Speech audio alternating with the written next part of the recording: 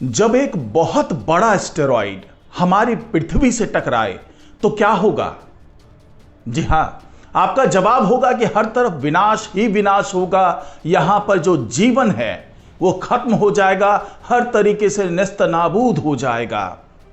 लेकिन वैज्ञानिकों का एक दावा जो आजकल चर्चा का विषय बना हुआ है वो बहुत ही चौंकाने वाला है, क्योंकि वैज्ञानिकों का यह कहना है कि इसी तरह की एक घटना 3 अरब 60 करोड़ साल पहले हुई थी, जब एक माउंट एवरेस्ट से भी 4 गुना बड़े साइज का एक एस्टेरॉइड हमारी पृथ्वी से टकराया था।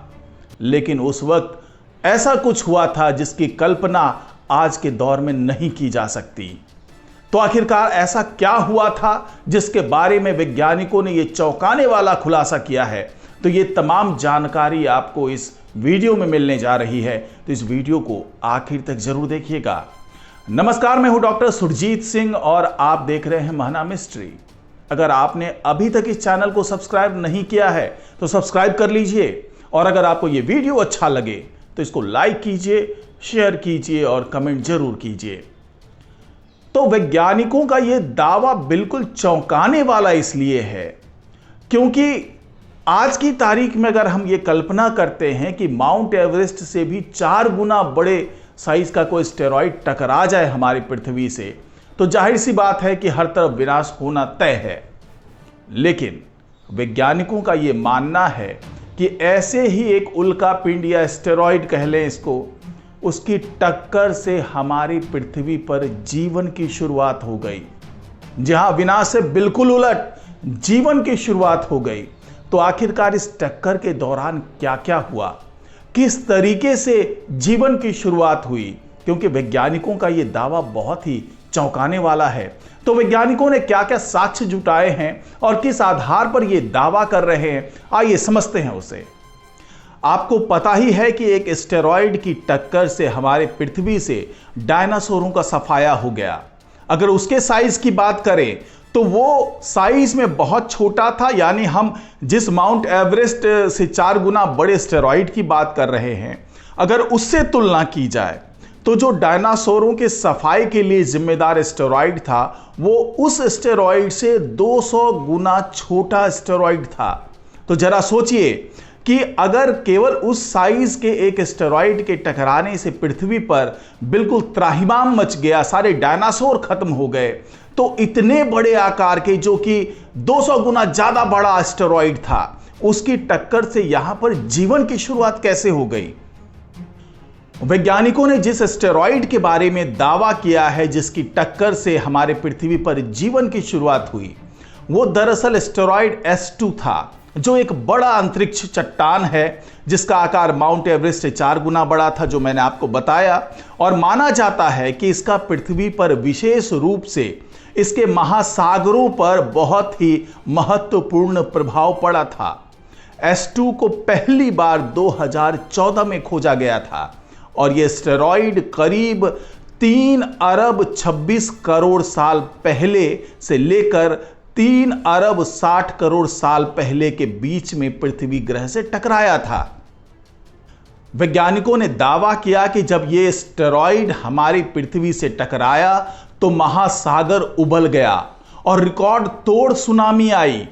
हाल ही में वैज्ञानिक पृथ्वी पर इसके प्रभावों की जांच करने के लिए दक्षिण अफ्रीका के बार्बरटन ग्रीनस्टोन बेल्ट में उल्का पिंड के कारण जो एक इंपैक्ट क्रेटर बना उसकी जांच की उन्होंने, और इस टीम ने 220 पाउंड चट्टान इकट्ठा की और उन्हें जांच के लिए लैब में लाया गया।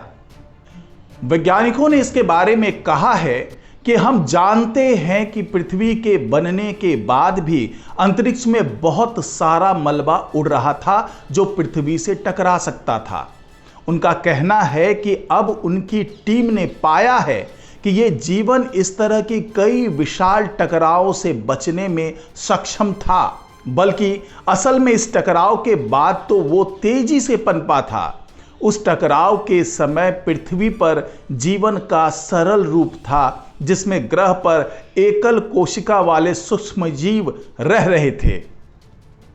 वैज्ञानिकों के मुताबिक जब ये टक्कर हुई थी तो उससे 500 किलोमीटर का क्रेटर बना था और चट्टानों का चूरा हो गया था। तेजी से फैलते हुए चट्टानों के टुकड़ों ने पूरी पृथ्वी पर एक बादल बना लिया था। ये उस वक्त की घटना के बारे में वैज्ञानिक बता रहे हैं जब ये जो उल्का पिंड है वो टकराया था हमारी पृथ्वी से। उस दौरान कैसा माहौल बना था उसी के बारे में वैज्ञानिकों ने बहुत विस्तार से बताया। वैज्ञानिकों ने कहा कि ये अनुमान लगाइए कि जो पानी बरसाने वाले बादल हैं उसमें से पानी की बूंदों की जगह पिघली हुई चट्टानों की बूंदें आसमान से गिर रही हो। इसकी वजह से ऐसी सुनामी आई जिसने समुद्र तल को तहस नहस कर डाला, महासागरों को उबलता हुआ छोड़ दिया, जिनमें से दसियों मीटर तक का पानी भाप बनकर उड़ गया। हवा का तापमान 100 डिग्री सेल्सियस तक बढ़ गया था, आसमान काला हो गया था जिसे सूर्य की रोशनी भी पार नहीं कर पा रही थी। फोटोसिंथेसिस पर निर्भर रहने वाला जीवन पूरी तरह से साफ हो गया था। लेकिन हैरानी की बात यह है कि इस महाविनाश से बने हालात से फास्फोरस और आयरन जैसे पोषक तत्व बने, जिससे जीवन फिर से और तेजी से पनपना शुरू हो गया। इस टकराव से आई सुनामी की वजह से शुरुआती सूक्ष्म जीवों को बहुत ऊर्जा दे दी गई, जिससे गहराई में से लौह तत्व से भरपूर पानी सतह पर आया। वैज्ञानिकों का कहना है कि पड़ताल के नतीजे इस धारणा को पक्का करते हैं कि शुरुआती जीवन को पृथ्वी के शुरुआती सालों में बाहर से आए चट्टानों से बहुत ज्यादा मदद मिली थी। वैज्ञानिकों ने यह भी दावा किया कि एस्टेरॉयड जैसी घटनाओं को जीवन के लिए भले ही विनाशकारी मानते हैं, लेकिन यह रिसर्च उजागर करती है कि इन प्रभावों से जीवन को लाभ हुआ। खासतौर से शुरुआत में इन प्रभावों ने वास्तव में जीवन को फलने फूलने का मौका दिया होगा। ऐसा इसलिए हो सकता है क्योंकि लोहा जो आमतौर पर उथले पानी में दुर्लभ होता है, वो भारी सुनामी के कारण गहरे समुद्र से बाहर आ गया। इससे तटीय क्षेत्रों में ये महत्वपूर्ण पोषक तत्व भर गया और इससे जो जीवन है उस वक्त जो सूक्ष्म जीवों के तौर पे मौजूद रहा होगा उसको और ऊर्जा मिली और उसको फलने फूलने का, बड़े होने का और एक कॉम्प्लेक्स सेल वाले जो जीवन थे उसको बनने में इसने बहुत ज़्यादा मदद की होगी। तो इस रिसर्च ने उस धारणा को बदल कर रख दिया है कि जब भी एस्टेरॉयड की टक्कर हमारी पृथ्वी से हुई तो यहाँ पर केवल विनाश ही हुआ, बल्कि ये जो S2 एस्टेरॉयड की बात की जा रही है उसकी टक्कर के कारण हमारे पृथ्वी पर जीवन के पनपने में तेजी आई और बहुत सी ऐसी चीजें बननी शुरू हुई जो पहले केवल सूक्ष्म जीव के तौर पर हमारे पृथ्वी पर मौजूद थी। अब वो आगे आगे बहुकोशिकीय जीवों के तौर पर वो उसका विकास होता गया और धीरे धीरे जो आप वर्तमान में लाइफ देख रहे हैं उस तक वो जीवन पहुंच पाया। तो यही वो शोध है जिसके आधार पर पुरानी सभी धारणाओं को चुनौती मिल रही है। तो आज की रिपोर्ट में फिलहाल इतना ही। नमस्कार।